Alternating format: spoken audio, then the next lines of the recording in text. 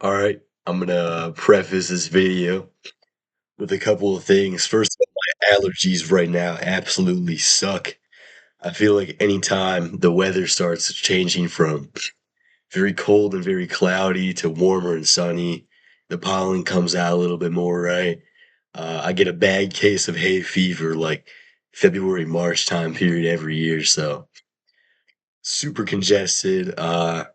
I'm doing these videos in one take, so excuse me if I sneeze or something like that. Or excuse me if I sound just congested in general. I might have to get used to it for a week or two here, but it should subside in due time. So, another thing I want to preface this video with is that this video is a full guide on reading, but it's partially for me as well because I'm super inconsistent with reading. I'll have a 1 to 2 week time period where I'm reading for an hour or two a day and I'm like super locked in on it. And then I seem to have a 1 to 2 week drought period where I don't read at all, or I'll just read, 10 to 15 minutes every other day or something like that. So this video is partially for me as well. So let's get into it. First of all, I guess this is a full guide to reading, but not only that, we have some book recommendations. However, the first point I kind of want to make, or the first thing I want to discuss, is the fact that, in my opinion, I think modern self help books kind of suck. I'm not saying they fully do. I don't think they're all terrible, but I think to a certain extent they really they aren't all that. Uh, I guess not to pause the video, but another thing I want to preface is that we're in a new setup, new studio. This isn't permanent. My bedroom, my dad is currently sleeping, so he's taking the day off from work, so figured let him sleep in. I don't want to interrupt, the sleeping giant. So I'm just gonna move it down here, at least for the batch of videos I'm recording right now, which should be around the next few days worth of videos. So I think modern self-help books do kind of suck to a certain extent. This isn't fully what I think. I think there's some value in them, especially I read Atomic Habits. That was like the first book I really, really read voluntarily for the first time since I was like 12 years old. And that was a really good book. That was super valuable. I think there's some merit to the modern self help book space, but I think at the same time, there's a lot of, to be completely fair, BS within the space as well. I think Rich Dad Poor Dad, that's a good book. Like, the essentials aren't bad, but then when you get to stuff like The Subtle Art of Not Giving in Half, I don't know, I don't see those as very valuable. I think the health books and the finance books are going to be a lot more valuable than like just the self help slop, in my personal opinion. But yeah, I still read some of these because, yeah, some advice definitely has merit. But I think what we need to go back to is the classics, not only in nonfiction, but in fiction as well. I think fiction is so undermined these days because it's not real. Like, how do I apply it to my life? I'm telling you, if you've watched a movie, for example, for me personally, I watched Gladiator last week, and even though it's a fictional story with some like truth tied into it about like they had the timeline of the Roman Emperor kind of on point, but like it's a fiction story, and even though it was, I got a lot of inspiration from it. I got a lot out of it because it was such a great, honestly beautiful story. That's a movie. That's obviously not a book, but the fiction book classics are going to be the same type of story, the same type of deal. Like if you go out and you read the Odyssey or like the Greek classics, not only that, but the modern American classics, things like that, you will see and you will find, I guess, inspiration within those stories in those books. Um, classic American literature, classical world literature. I would say the Odyssey, Huckleberry Finn, Moby Dick. Shakespeare, I'm not a big fan of. I'm not a big Shakespeare guy.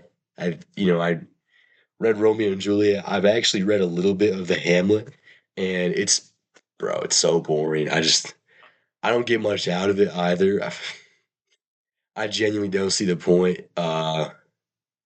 Obviously, like he's an innovator when it comes to the English language, and he gave us a lot of the words we have today. So like we got to give a shout out to Shakespeare, but I don't know. At the same time, his books are not very enjoyable for me. I don't think they are for the average layperson in general. Put it that way. And then I would say also get into like real nonfiction books. So read books about math, politics, not the BS political jargon of like today's America and today's world in general. Like real politics, what I'm talking about. I guess it's more economics, but it ties in with politics, like Wealth of Nations by Adam Smith, who's kind of the father of modern day capitalism, right? I'm gonna read that after Rich Dad Poor Dad. That's what I plan on reading. I think that's gonna be very valuable, even though it's probably gonna be boring. To be completely honest, I think it's gonna have some value to it. Or I guess another political book. Not saying you read this. This is an example. The Communist Manifesto. I'm not saying you go out and like you read it and you get inspired by it, but I honestly, if you want my take, I don't think there's anything genuinely wrong with reading it to understand that viewpoint because it can help you better navigate politics, geopolitics, modern philosophy, modern economics in general. Because I think our views of communism, our views of capitalism, this is just one example of many in the political world, are skewed. Obviously, everything seems to be nowadays, but I think that's one example I have. Uh, Read books about philosophy, right? Read the Stoics' works, read the works of, the Tao. Who was it? I think it was Lao Tzu. I'll look it up. I'll look it up right now. Ooh, because this is interesting, and I want to give you guys a reference point for this. Yeah, Lao Tzu or Lao Tzu. Lao Tzu. Uh, he was kind of the father of Taoism, and I know I'm not a Taoist. There's some value you can take out of it. I haven't read like his works in full, but I know of him. I know his philosophies. I've read some of him. Um, Obviously watched some of him, but it's not like I watched a 10-minute YouTube video and was like a Taoist. But no, I think there's some merit to his philosophy, even though I think he kind of has some stuff wrong. But kind of the living in harmony with nature aspect, there's something to be said for that. Philosophy, I mean, science. Science is another big one. If you can do this, if you read about these types of topics, these non-fictional topics, I'll get back to the fiction in a second, but these non-fiction topics, um, you will become the true Renaissance man and kind of ideal that was proposed to us centuries and centuries before us of this Renaissance man, the man who is intellectually capable, physically capable, spiritually strong and present. And this will bring you to that. If you can be jacked, if you can go out and bench 3 plates and deadlift 500 pounds and like you have a lean, good physique, you can run a mile in a solid amount of time. I'm just saying, like I'm just throwing out strength standards or whatever, but and you are able to read and understand topics like Euler's constant or the way of the Tao, I guess. Even though I'm, like I said, I'm not a Taoist, but if you're able to grasp those concepts or the theory of relativity, where you are winning 100%. There are so few people, there are so few men, and really even like if you're a woman watching this, even though I think my audience so far has been 100% men, if we're getting the first female viewer on tap, uh, the Renaissance woman, I guess, right, bro? Having that kind of capability is what is very much missing from the modern day. So I think that's going to be so influential, I guess, on your success. It's going to have such a huge impact on the way you carry yourself as well. Knowing that you can walk into a gym and you can, I hate this, you can mog, you can mog at the gym. I guess it's like the first word that came to mind. And you can walk into a classroom and you know that your knowledge is either with or above the people in that classroom, kind of depending on maybe the class that you're taking. That is something that a lot of men are missing. A lot of men are missing that. It can educate you in different fields as well, and that's going to make you a resourceful man.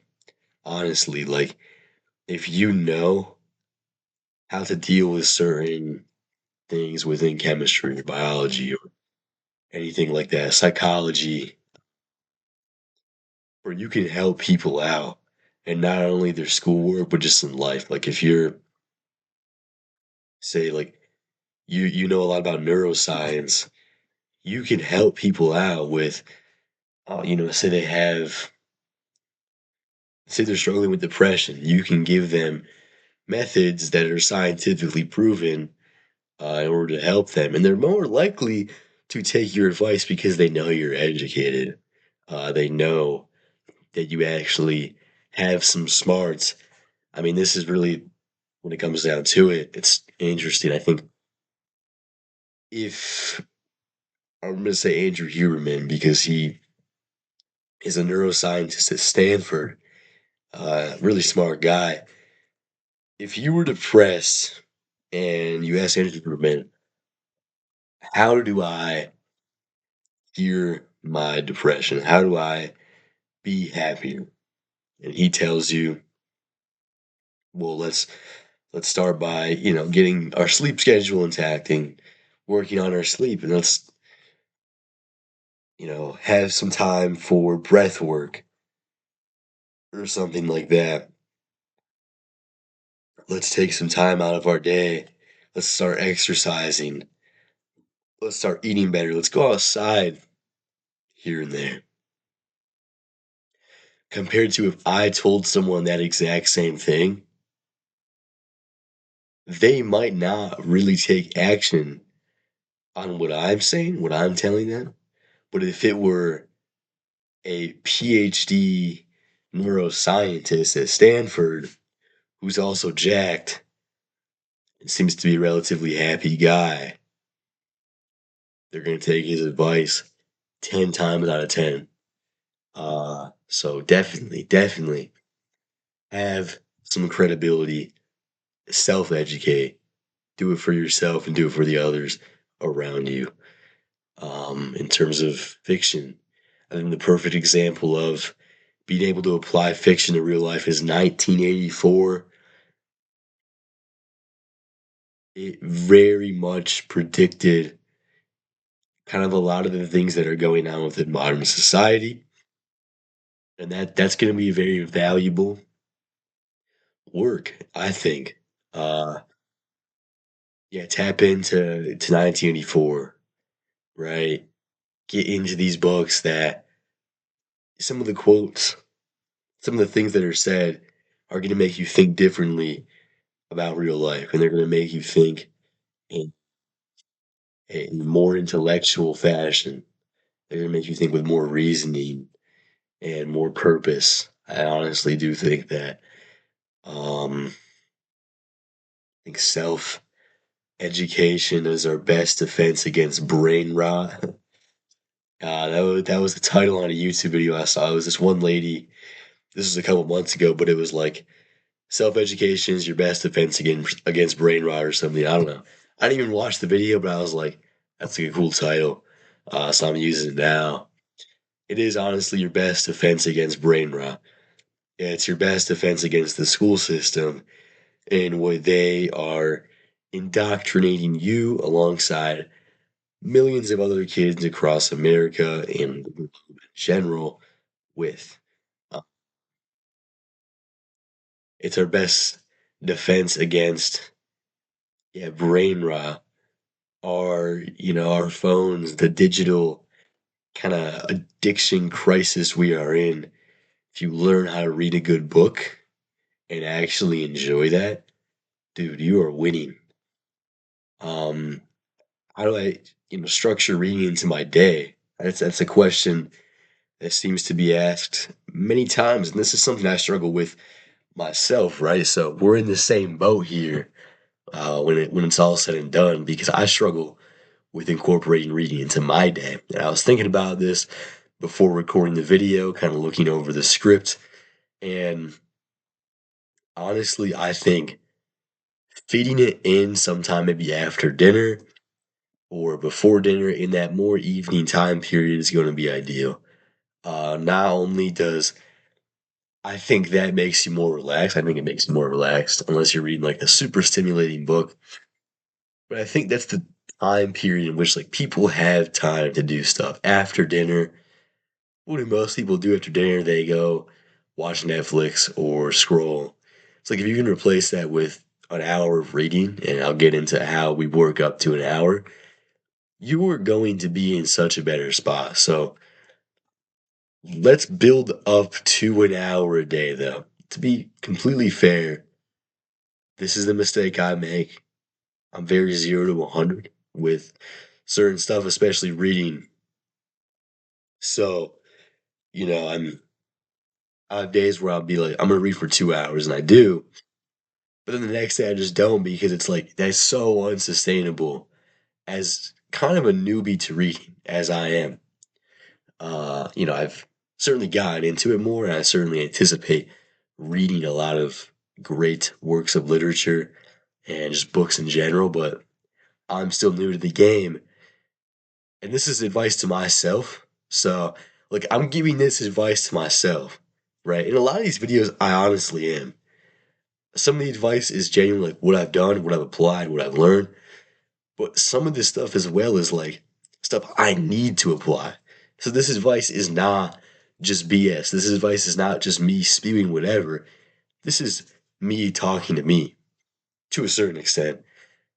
Start with something so little it sounds stupid. It sounds dumb how little you're reading. 5 minutes a day. So let's say after dinner you watch TV for an hour. If after dinner you grab a book and read it for 5 minutes, then for the other 55 minutes you watch TV, that's progress. And it sounds kind of like the lazy man's approach, but I'm lazy. I think a lot of people are lazy. So uh, that's going to be valuable. And then after a week, 10 minutes. Okay. 15, 20. By 3 months' time, you're reading for an hour a day consistently. And you're doing it. You didn't have to brute force it. It just kind of happened. And so now it seems relatively easy, right? Um, so that's kind of how I would apply it. But yeah, these are my thoughts on reading the classics, how to read more, and the impact and really, I think, the great joy self education will bring you. So that's gonna do it for this video, and God bless.